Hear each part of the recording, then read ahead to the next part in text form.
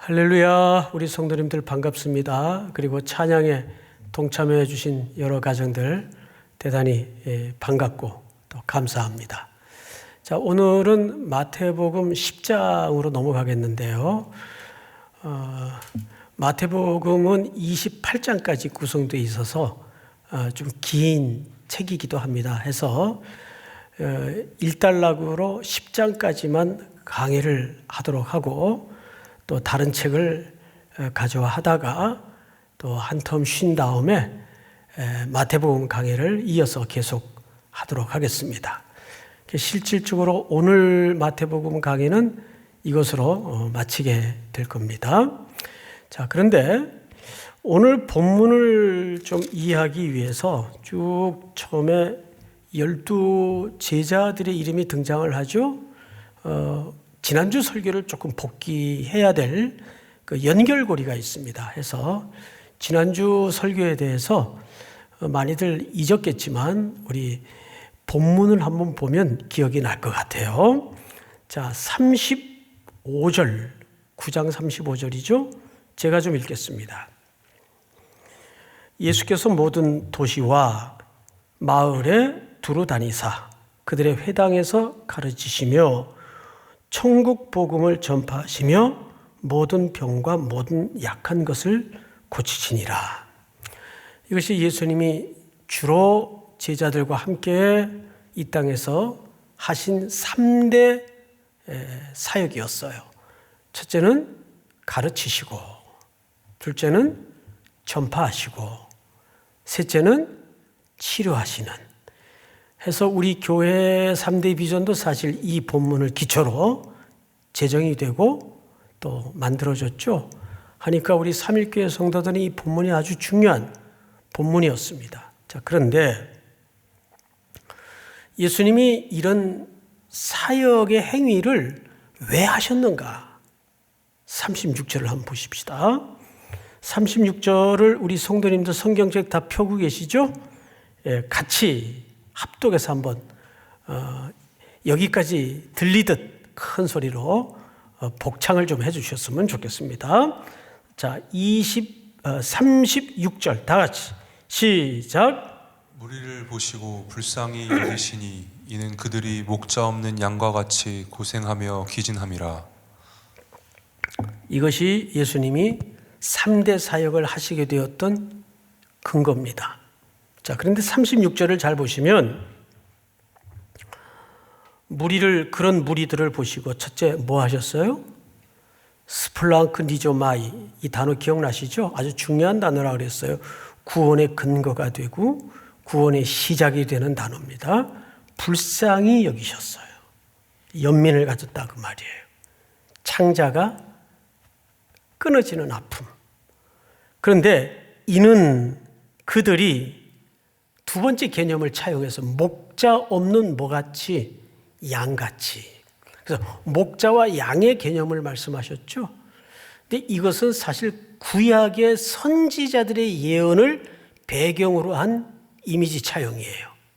에스겔서나 예레미야서에 보면 구약의 그런 백성들의 상태를 이렇게 설명했어요. 목자 없는 양같이. 그 당시 목자는 당연히 누구여야 맞았을까요? 그렇습니다. 제사장들, 선지자들, 그들의 주된 직무가 뭡니까? 예, 하나님의 말씀을 바로 선포하고 선포된 대로 삶으로 살아내고 그래야 되는 이스라엘의 목자들이 오히려 그들을 여러 가지로 탄압하고 억압하고 짓눌러서 그들의 상태가 어떻게 됐는가를 잘 보세요. 36절을 보니까 목자 없는 양같이 고생하며 기진함이라. 고생하며 기진하다는 상태는 반복적인 짓이겨짐과 바닥에 내 동댕이 치는 듯 취급을 당하는 누가? 하나님의 백성들이.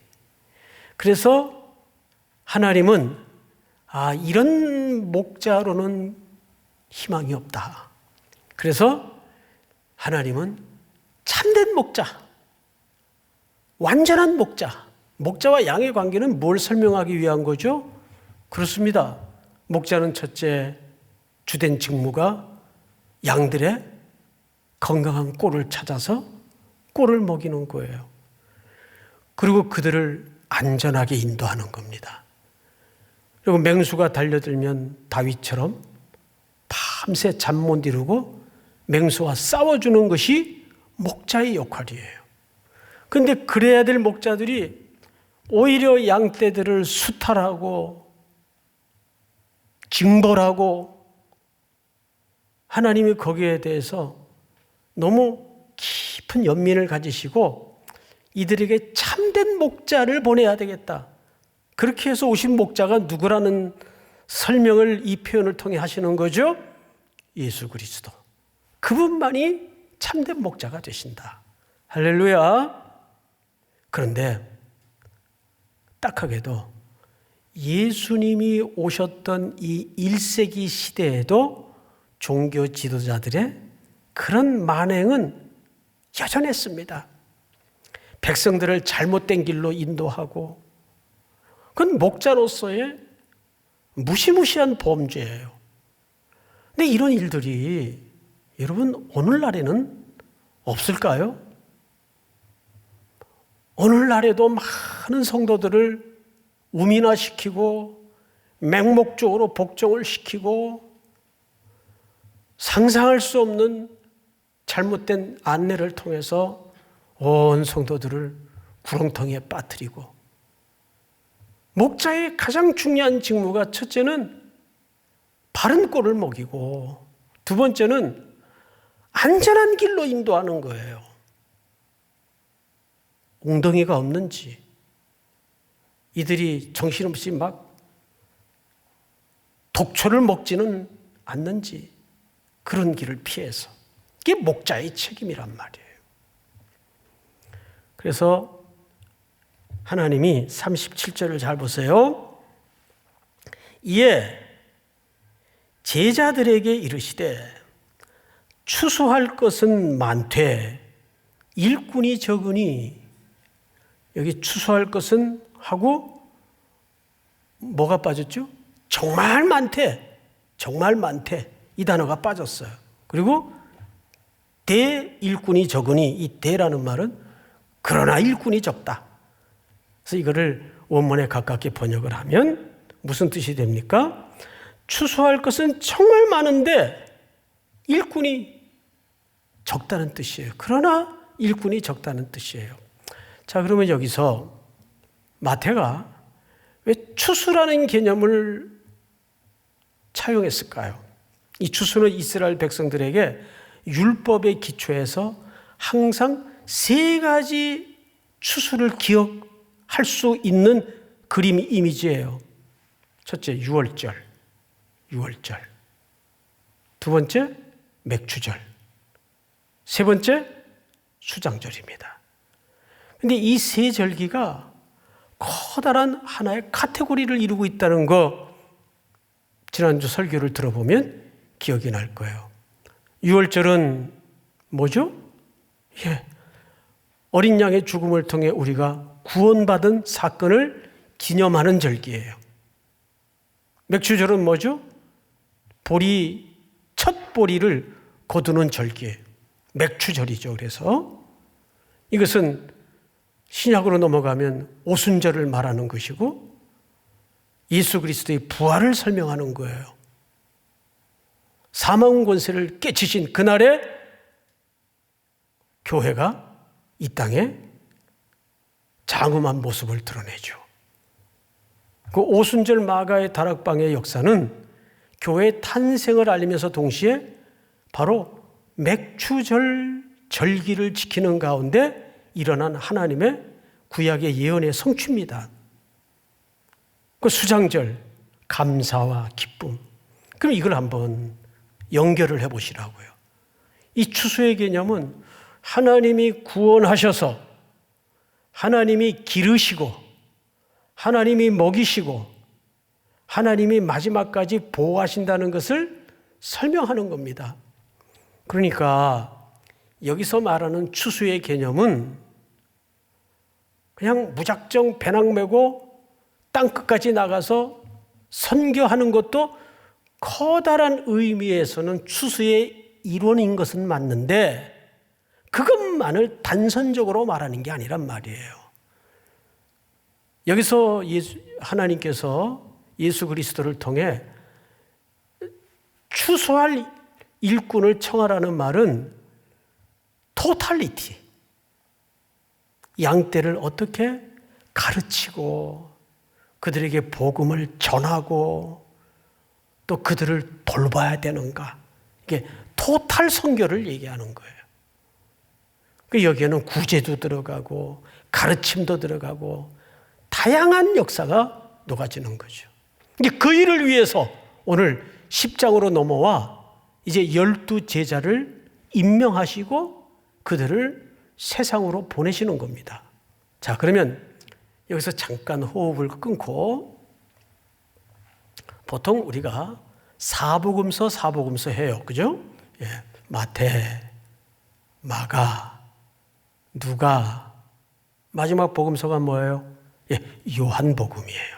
그런데 일반적으로 요한복음은 그리스도의 신성을 강조했기 때문에 여기에는 족보가 등장하지 않아요.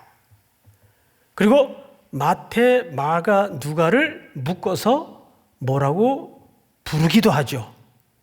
혹시 옆에 분에게 한번 물어보세요. 이건 뭐 기초니까 다 알겠죠? 공간복음이라고 해요. 마태, 마가, 누가복음은 공간복음이라고 하는데, 여러분 이 공간복음이라는 말 자체가 무슨 뜻입니까? 공통의 관점을 갖고 기록한 책이다, 그 말 아니에요. 그죠? 맞아요.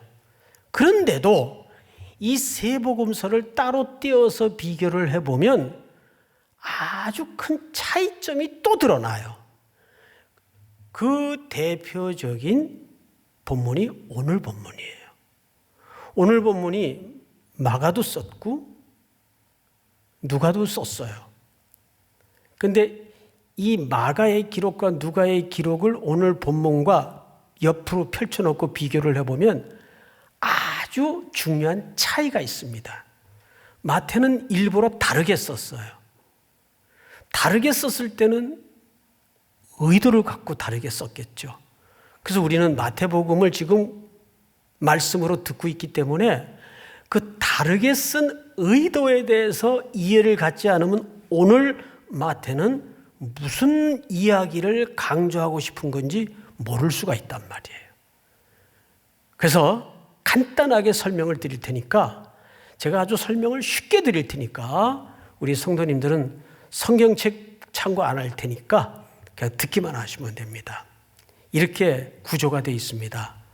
마가복음이나 누가복음은 똑같이 12제자를 파송해요. 파송하는 것까지는 맞는데 마태하고 그 다음부터 기록에 현격한 차이를 드러냅니다.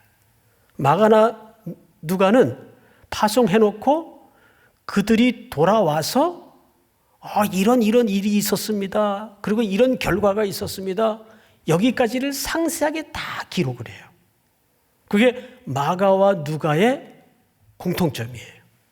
근데 마태는 파송 이후의 기록을 싹 빼버려요. 기록하지 않아요. 그리고 마태는 뭘 기록하냐 하면 16절을 한번 볼까요? 16절에 보시면 마태복음 10장 16절입니다. 제가 읽겠습니다. 보라, 내가 너희를 보냄이 양을 이리 가운데로 보냄과 같도다. 그러므로 너희는 뱀같이 지혜롭고 비둘기같이 순결하라. 사람들을 삼가라. 그들이 너희를 공에 넘겨주겠고 회당에서 채찍질할 것이고. 자, 여러분 잠깐 앞을 보실까요? 무슨 얘기인가요? 전부 다. 예, 그들을 보내는데 그들이 돌아와 이런저런 보고 기록 안 하고 결과에 대해서도 기록을 빼버렸어요. 그리고는 무슨 기록을 하느냐 하면 대신 그들이 가서 살아낼, 전도를 하면서 감당해야 될 현장의 험악한 상황을 자세하게 설명을 해요. 너희들이 직장에 나가면 이런 조롱을 받을 것이고, 너희들이 그 거리로 나가면 이런 공격을 받을 것이고, 사람들이 너희들을 체포할 것이고, 그래서 심지어는 너희를 보냄이 양을 이리 가운데로 보냄과 같도다. 주일날 이제 예배 이렇게 마치고 저 문으로 쫙 쏟아져 나가는 우리 청년들의, 성도들의 뒷모습을 보면 마냥 즐겁지만은 않아요. 왜 그럴까요? 야, 저들이 또 저렇게 예배 드리고 충만해서 나가지만 당장 부딪혀야 될 일상은 얼마나 공고할까? 얼마나 비애스러운 아픈 현장들이 많을 것이며 고통의 시간을 직면해야 될까? 그게 현실이니까. 누구든지 그걸 피해서 살 수는 없으니까. 지금 예수님이 똑같은 마음으로 마태의 손길을 통해서 그 장면을 기록하고 있단 말이에요. 너희를 보냄이 양떼를 이리 가운데 보내는 것 같다. 그리고 이리가 득실거리는 현장은 이런 현장이다. 자, 이 얘기를 듣고 있자니까 마음이 쫙 가라앉죠. 낙심이 되죠. 그런데 성경은 뭐라고 얘기를 하냐 하면 29절을 보세요. 29절.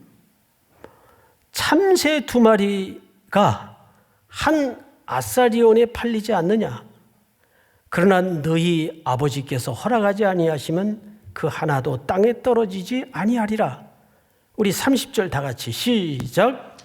너희에게는 머리털까지 다 세신 바 되었나니 두려워하지 말라. 너희는 많은 참새보다 귀하니라. 할렐루야.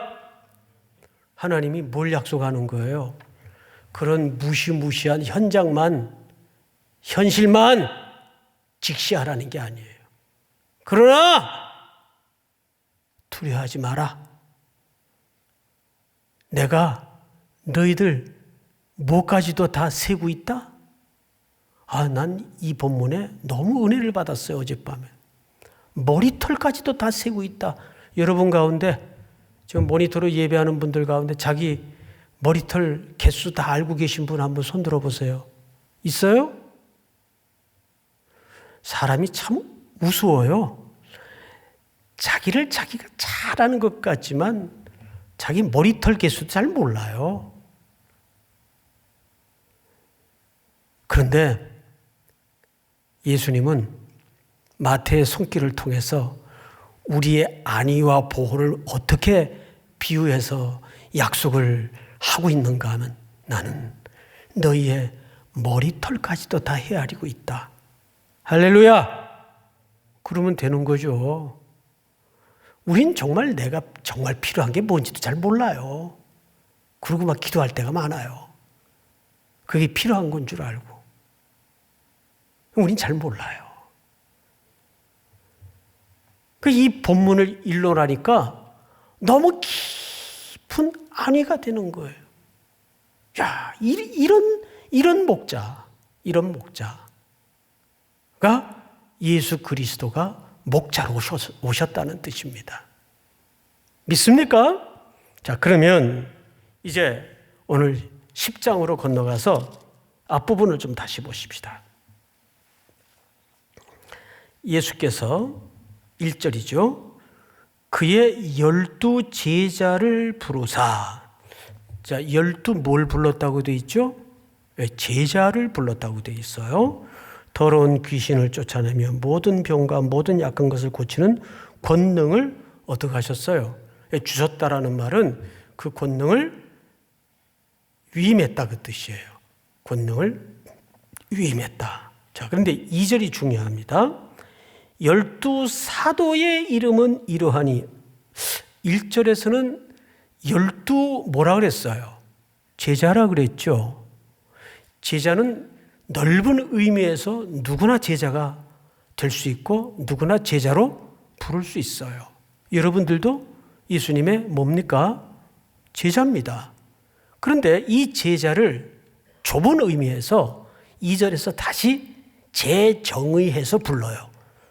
이것이 마태의 최초의 기록이기도 합니다. 2절을 잘 보세요. 12 뭐라고 불렀어요? 사도. 아포스톨로스라는 말은 누구로부터 보냄을 받은 자라는 뜻이에요. 자기가 막 은혜 받아가지고 자기가 가는 사람은 안 돼요.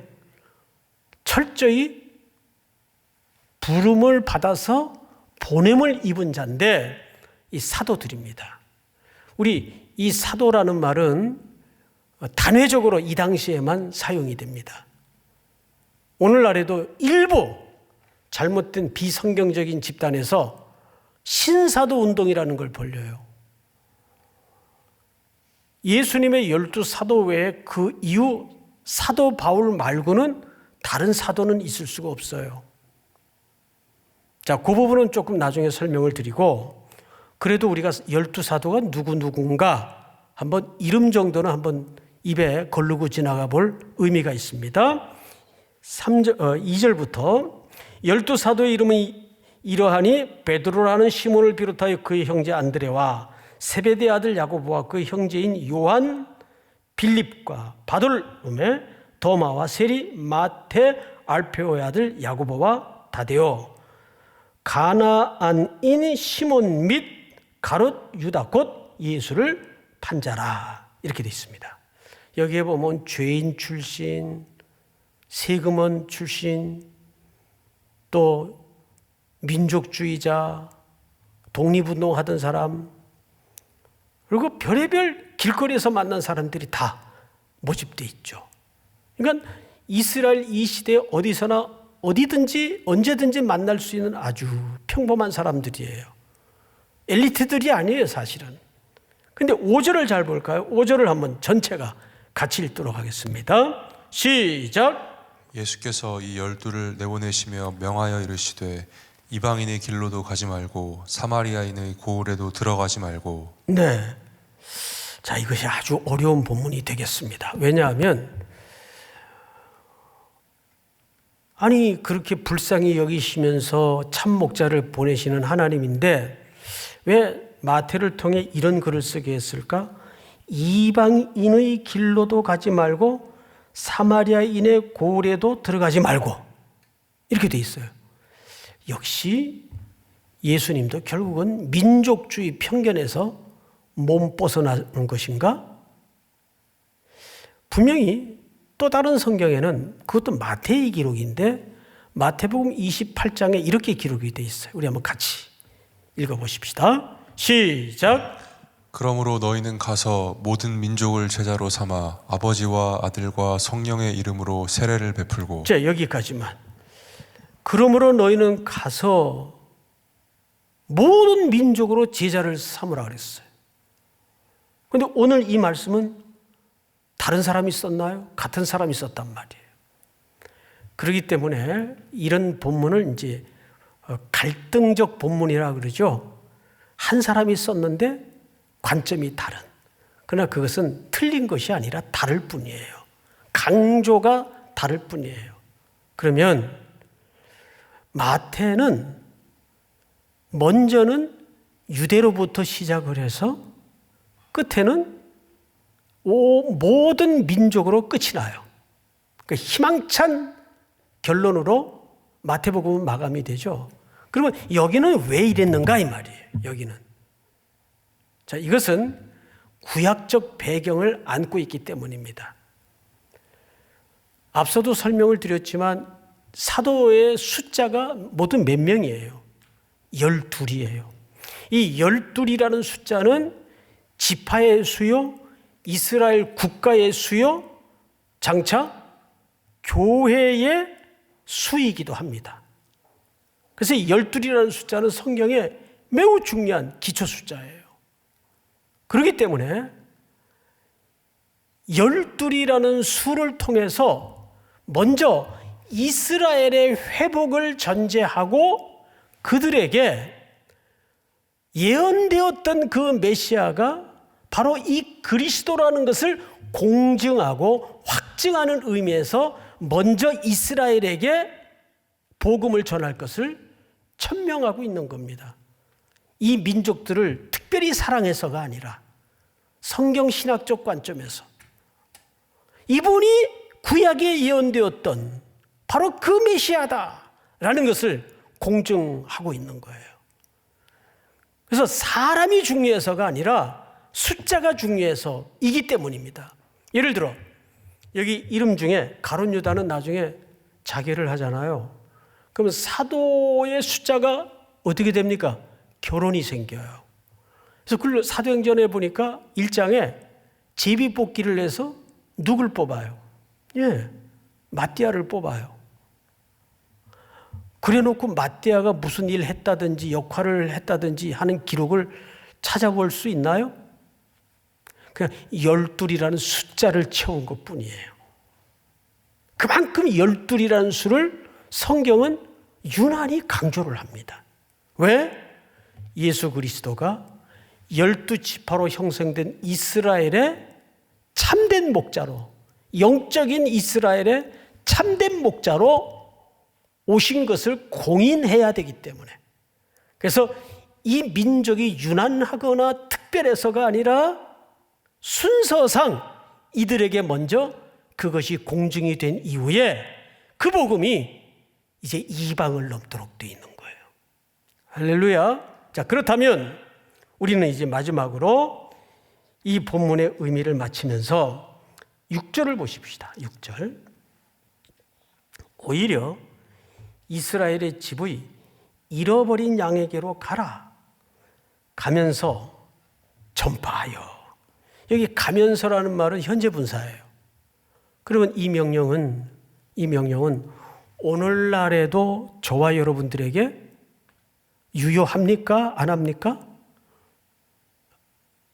유효하죠. 그러면 혹자는 이렇게 생각할 수 있어요. 아니, 방금 우리는 사도도 아니라면서요. 맞습니다. 아닌데 그래도 유효한 이유가 뭐죠? 이것이 예수님의 이 귀한 사역이 계속 확대되고 이방의 지경을 넘고 오늘날 순종되어야 될 중요한 근거가 뭐죠? 우리 에베소서 2장 20절을 한번 볼까요? 다 같이 시작. 너희는 사도들과 선지자들의 터 위에 세우심을 입은 자라. 그리스도 예수께서 친히 모퉁이돌이 되셨느니라. 할렐루야. 교회는 누구의 터 위에 세워진 겁니까? 그 12 사도들의 터 위에 교회가 세워졌어요. 그래서 우리는 그 사도들은 계승적 차원에서 될 수 없지만 교회는 그 위에 그리스도의 피를 근거로 사도들의 터 위에 세워진 교회는 뭘 갖는 겁니까? 이거 중요한 개념이에요. 따라서 합니다. 사도성. 다시 한 번만. 사도성을 갖는 거예요. 그러니까 사도들이 이 땅에 미처 이루어지지 않았던, 이루어내지 못했던 남은 사역들을 누가 해야 됩니까? 누구의 이름으로 해야 됩니까? 교회의 이름으로 하고 여러분들이 교회 한 지체로서 그 사명을 이어가야 된다 그 말이에요. 요즘처럼 대면할 수 없는 이런 환경에 교회론이 약해질 수가 있어요. 함께 모일 때는 그래도 교회 같고 으쌰으쌰하고 이 스킨십이라는 게 참 교제적 의미에서는 매우 중요한 겁니다. 이건 부득이한 상황이니까 우리가 이웃을 배려하는 차원에서 이 어려움을, 고통을 감내하는 거지만 우리가 대면을 하고 손을 맞잡고 함께 한다는 것은 교회론적의 가치에서도 매우 중요한 겁니다. 그러나 지금은 그럴 수 없지만 우리는 누구의 교회입니까? 이 건물이 교회가 아니라 이건 예배드리는 공간이에요. 바로 여러분들이 교회입니다. 그래서 이 사도성을 가지고 우리는 계속 일상에서 가르치고, 일상에서 전하고, 일상에서 어떻게 해야 될까요? 치료하는 그리스도의 손과 발의 역할을 감당해야 돼요. 사랑하는 성도 여러분, 추수라는 개념은 그런 의미에서 종합적인 개념이에요. 그냥 캐리어 가방 들고 지역으로 가서 하는 것도 추수의 한 액션인 것은 분명하지만, 어쩌면 지금이야말로 선교론적인 본질, 교회론적인 본질을 우리가 다시 한번 진지하게 정리할 수 있는 더없이 좋은 기회입니다. 그러나 오늘 제가 말씀을 전하면서도 가슴에 찡한 다가오는 은혜는 뭐냐 하면, 우리의 살아낼 일터의 상황, 캠퍼스의 상황이 매우 지금 참혹해요. 그럼에도 불구하고 너희는 이 많은 참새보다 귀하지 아니하냐. 내가 너희 머리털까지도 셈 바가 되었다. 함께 하심과 보호하심을 약속하는 그 주님의 약속을 붙잡고 또 한 주를 잘 감당할 수 있는 우리 모든 3일의 성도들이 될 수 있기를 주님의 이름으로 축원하고 축복합니다. 다 일어나십시다. 부르신 곳에서 따스한 성령님,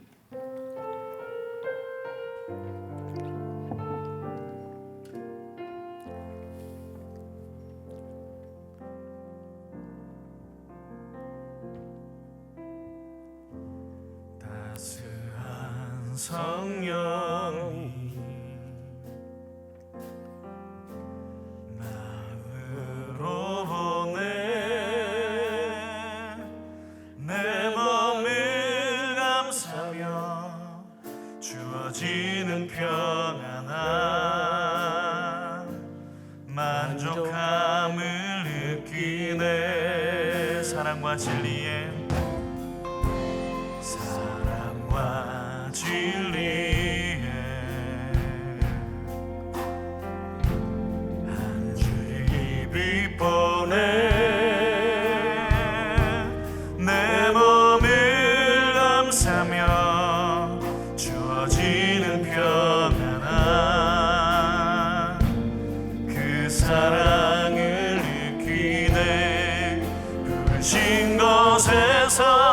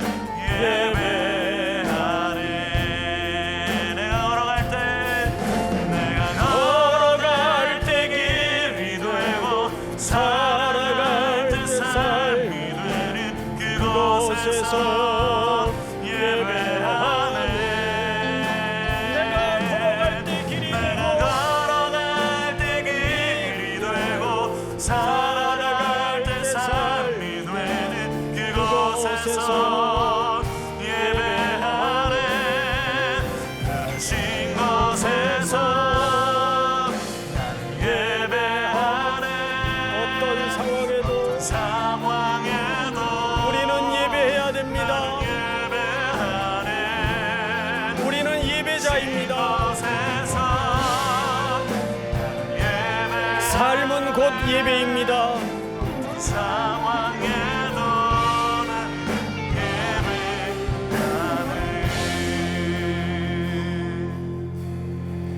하나님 아버지, 오늘도 갑갑한 일상을 잘 견디고 있는 성도들의 현장에 성령으로 임재하셔서 저들의 경배를, 저들의 귀한 예물을 받으시고, 특별히 여러 가지 코로나19로 지치고 공고한 상황에 내몰린 성도들의 형편을 보듬으셔서 보호하시고 안위하시며 저들의 머리털까지도 세심 받으신 주님이심을 이 한 주간 동안 철저히 경험하는 승리로운 은혜를 맛보게 하여 주시옵소서. 지금은 우리 구주 예수 그리스도의 은혜와 하나님 아버지의 사랑과 성령님의 교통하심이 머리 숙여 경배를 드리는 사랑하고 사랑하는 모든 3일의 성도들, 해외 군에 출타 있는 가족들, 복중의 생명까지 영원토록 함께 있을지어다. 아멘.